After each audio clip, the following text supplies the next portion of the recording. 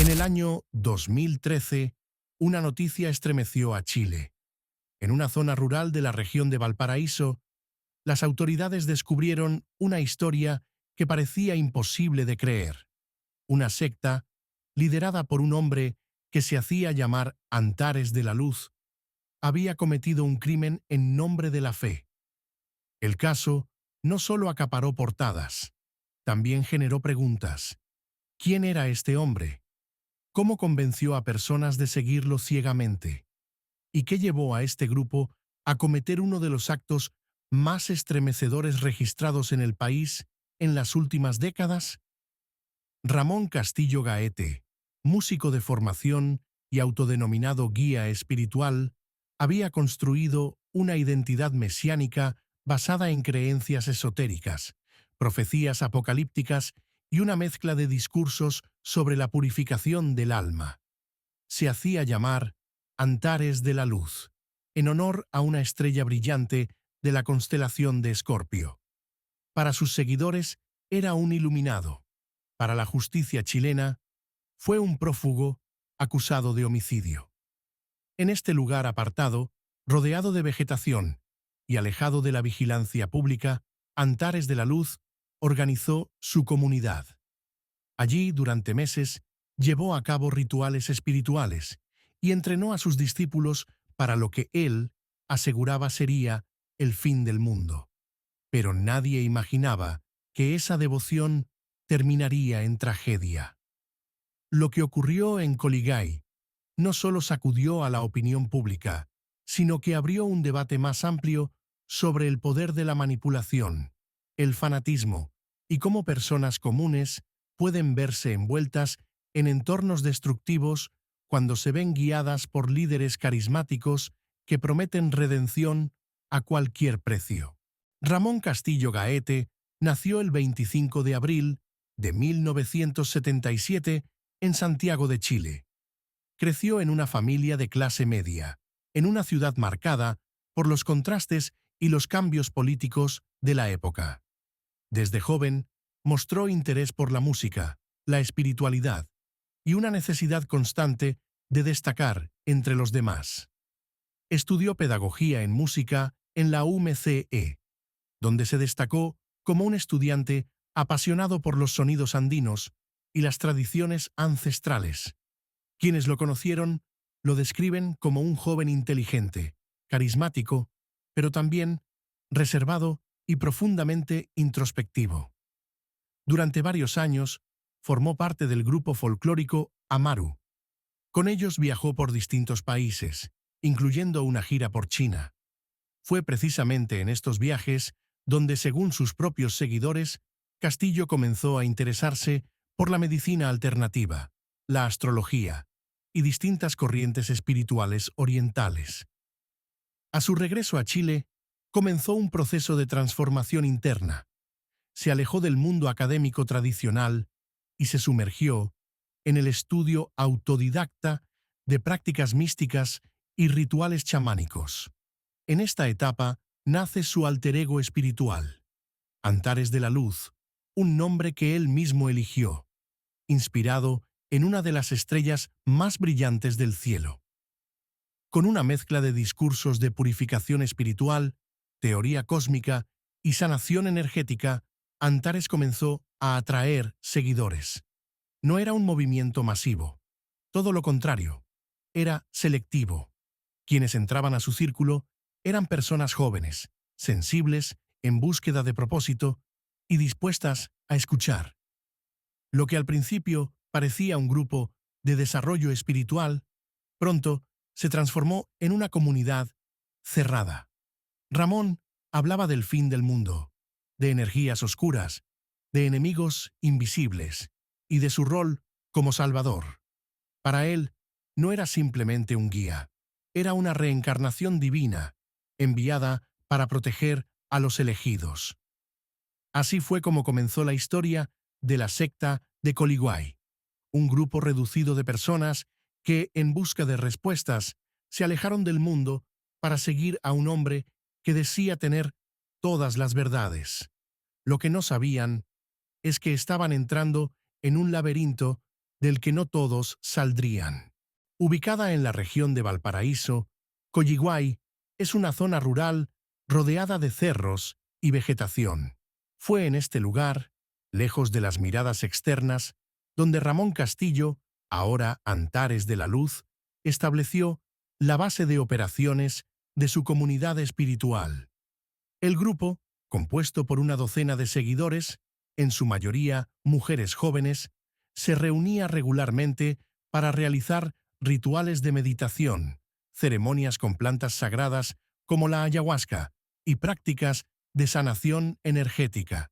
Todo dirigido bajo la voz y visión de Antares, quien se presentaba como el único canal entre lo divino y lo terrenal. Uno de los ejes centrales del grupo era la creencia en un inminente apocalipsis. Influenciado por interpretaciones erróneas del calendario maya, Antares convenció a sus seguidores de que el mundo terminaría en diciembre de 2012 y que solo quienes alcanzaran una purificación total podrían sobrevivir a la transformación espiritual del planeta. La idea de purificación no era simbólica. Según el relato de algunos testigos, incluía estrictas dietas, privación del sueño, celibato forzado y rituales de obediencia absoluta. Todo con la promesa de una nueva vida en un plano superior, liderado por él mismo. Antares afirmaba ser una reencarnación de un ser cósmico. Decía haber recibido mensajes desde las estrellas y aseguraba que dentro de su ADN existía una misión divina. Para él, su rol no era el de un maestro, sino el de un elegido celestial. Con el tiempo, lo que parecía una comunidad espiritual se fue convirtiendo en un entorno cerrado y rígido. El aislamiento geográfico, combinado con una constante desconfianza hacia el mundo exterior, fortalecía el control del líder sobre el grupo. Las reglas no se cuestionaban, las dudas se castigaban. El silencio se normalizaba. Así vivieron durante meses, en silencio, desconectados del mundo, convencidos de que eran los únicos elegidos para sobrevivir a la gran transformación universal. Pero en ese ambiente de obediencia extrema, se gestaba una tragedia que marcaría para siempre la historia criminal de Chile. Corría noviembre del año 2012. En la parcela donde operaba la comunidad, liderada por Antares de la Luz, el ambiente era distinto, más reservado, más tenso. Dentro del grupo se respiraba una sensación de inminencia. Antares les había advertido que un gran cambio espiritual se avecinaba y que debían estar preparados. Esa noche, Antares reunió al grupo para lo que describió como un ritual definitivo. Según él, una amenaza se había infiltrado en la comunidad, una energía oscura que, si no era neutralizada, impediría la ascensión de todos. Esa amenaza, según sus palabras, no venía de fuera, sino desde adentro. La señalada fue Natalia Guerra, una de sus seguidoras más cercanas, madre de un bebé recién nacido. Antares aseguró que el niño portaba energía oscura, porque no había sido concebido dentro de la pureza espiritual que él exigía. Lo que vendría después marcaría uno de los actos más estremecedores registrados en la historia reciente de Chile. Convencidos de que debían actuar por el bien del universo, los miembros del grupo participaron en un ritual liderado por Antares. Lo que ocurrió esa noche fue un acto irreversible. En nombre de la purificación y bajo manipulación psicológica profunda, se cometió una tragedia. Un bebé de apenas días de vida fue sacrificado como parte de un ritual. Un acto que, según la visión delirante de su líder, salvaría a la comunidad del apocalipsis. Las autoridades no sabrían de este crimen sino meses después. Pero esa noche, dentro de la parcela, el daño ya estaba hecho. Lo más alarmante es que no hubo resistencia dentro del grupo. Nadie se atrevió a detenerlo. nadie denunció de inmediato. Todos, bajo el dominio psicológico de Antares, participaron o permanecieron en silencio. Era la prueba más extrema de obediencia y el reflejo más oscuro del poder que él había construido. El crimen se mantuvo oculto durante meses, pero como suele ocurrir en los entornos cerrados, la verdad encontró una grieta por donde salir. Fue el inicio de una investigación que revelaría no solo lo que pasó esa noche, sino también la red de engaño, control y fanatismo que Antares había tejido a lo largo de los años. Durante meses, la verdad se mantuvo oculta, pero en abril de 2013, una denuncia anónima destapó lo que realmente había ocurrido en Coligay. De inmediato, la Brigada de Homicidios de la PDI inició una investigación que los llevó a un crimen tan brutal como insólito. Las autoridades emitieron órdenes de captura para varios integrantes de la secta. Uno a uno comenzaron a ser detenidos, menos uno, el líder. Ramón Castillo Gaete, alias Antares de la Luz, había desaparecido. Ya no estaba en Chile. Su fuga había comenzado. Las investigaciones determinaron que Castillo había huido hacia Perú, cruzando por tierra hasta la ciudad de Cusco. Allí se refugió en una casa abandonada en el barrio San Blas, un sector turístico, donde permaneció oculto por varias semanas. Mientras la policía chilena activaba la alerta internacional, los medios empezaban a cubrir el caso con mayor intensidad. La imagen de Antares se volvió reconocible y su nombre resonaba no solo en Chile, sino en toda la región. Se emitió una notificación roja de Interpol. La policía peruana lo ubicó, pero antes de que pudieran detenerlo formalmente, ocurrió lo inesperado. El 1 de mayo de 2013, Ramón Castillo fue encontrado sin vida. Se había quitado la vida, dejando tras de sí una carta que no ofrecía explicación, ni perdón, solo silencio. Con su fallecimiento, el proceso penal tomó un giro. La justicia ya no podría juzgar al líder, pero sí a sus seguidores. En los meses siguientes, varios de ellos fueron condenados por su participación en el crimen, incluyendo a Natalia Guerra, madre del niño y pareja de Antares, quien fue declarada culpable como coautora del delito.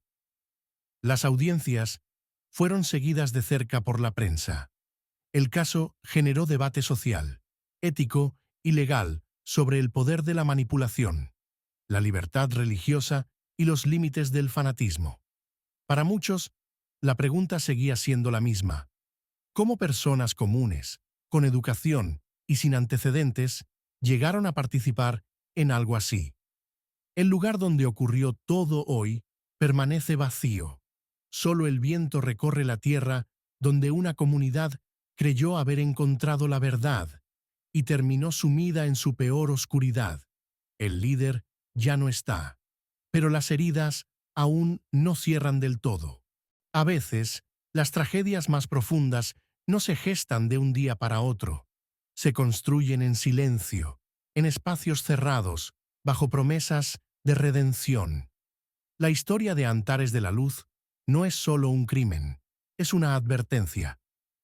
En distintos momentos y lugares, el mundo ha sido testigo de cómo personas comunes pueden ser arrastradas hacia ideas extremas.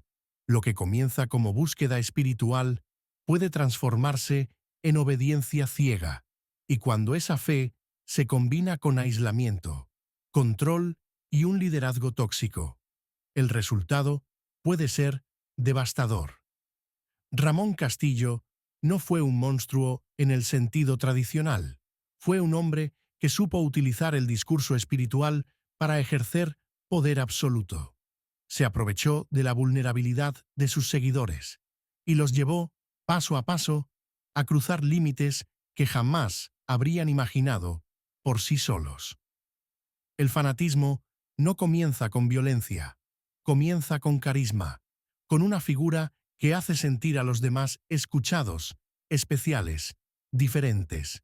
Pero poco a poco, esa conexión se transforma en obediencia y el pensamiento crítico se apaga. Identificar a tiempo los signos de manipulación puede salvar vidas. El aislamiento, el desprecio por el mundo exterior, la obediencia sin cuestionamiento, el castigo a quien duda, son señales de alerta. Y en el caso de Antares de la Luz, todas estaban ahí. Hoy, el caso de Coligay sigue siendo una herida abierta en la historia de Chile, pero también una lección colectiva sobre el poder de las ideas mal dirigidas. Porque cuando una sola voz se convierte en ley absoluta, la tragedia es solo cuestión de tiempo. Recordar no es revivir el horror, es aprender, es mirar hacia atrás para no repetir, para que nadie más, en ningún rincón del mundo, vuelva a confundir la luz con el fuego que lo consume todo. Si este caso te impactó, no olvides darle like, suscribirte y activar la campanita para más historias reales como esta. Gracias por ver y hasta el próximo video.